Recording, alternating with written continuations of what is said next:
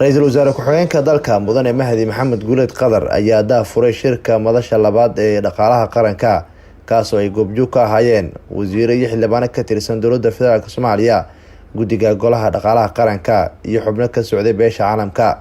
kulankani ayaa waxyaabihii looga hadlay waxaa ka mid ahaa xoojinta iskaashiga dhaqaale ee ka dhexeeya Soomaaliya iyo beesha caalamka iyo sidoo kale in la dardargeliyo horumarinta dhaqaalaha Soomaaliya si loogu guuleysto fulinta mashaariic waxtar u leh bulshada sida nabadgelyada, caafimaadka, waxbarashada iyo dib u dhiska dalka.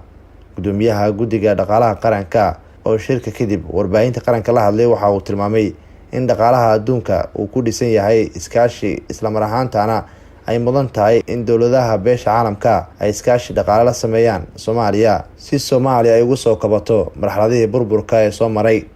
dowlad baan wada dhisanaynaa kontonka sano soo socda, boqolka sano soo socda Yurub fiiriya ilaa 1950kii weelay waa iskaashi dhaqaalaha yeelanayna. haddana dowlad waliba waa madax banaanta, annagoo madax banaanida leh aru wax ma kala gadan karnaa, dariiqyo ma samaysan karnaa inoo dhaxeeyo. waxaan ku dadaalaynaa markaa in laga tasho. ujeedada laga leeyahay waxa weeye waxtar dhaqaale ummadda Soomaaliya.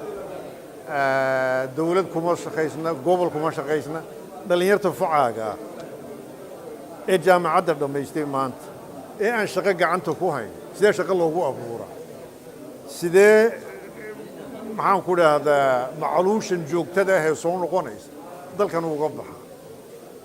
ra-iisul wasaare ku-xigeenka dalka mudane mahdi maxamed guuleed qadar oo ka hadlay shirka madasha labaad ee dhaqaalaha qaranka ayaa ka warbixiyay ahmiyadda shirkani.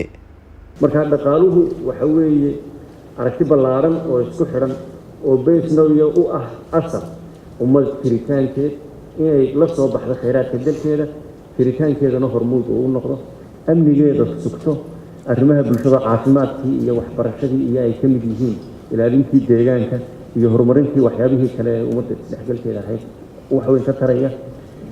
horumarkana inoo horseedi karaa inaynu gaadhno. ilaahay idinkiisa taas wadadii saxda ahayd baynu gacanta ku haynaa. ilaa 2000 Soomaaliya waxbaa u soo kordhayay. dowlad kastoo timaada iyo maamul kastoo yimaada meel buu soo gaarsiinayay. 2 sannadood iyo barkii maanta ay jirtay dowladdeena 12 sannadood waxaynu qabasanay 10 laabkood iyo 100 laabkood waa ay qabatay. haddii aynu maskaxda tuujino oo isku darno fikirka ilaa maanta waxaan aaminsanahay xuluul midho dhal ah insha Allah inay inooga soo bixi doonaan shirkan. Nuur Saciid Taaliil, warbaahinta qaranka Soomaaliyeed, magaalada Muqdisho.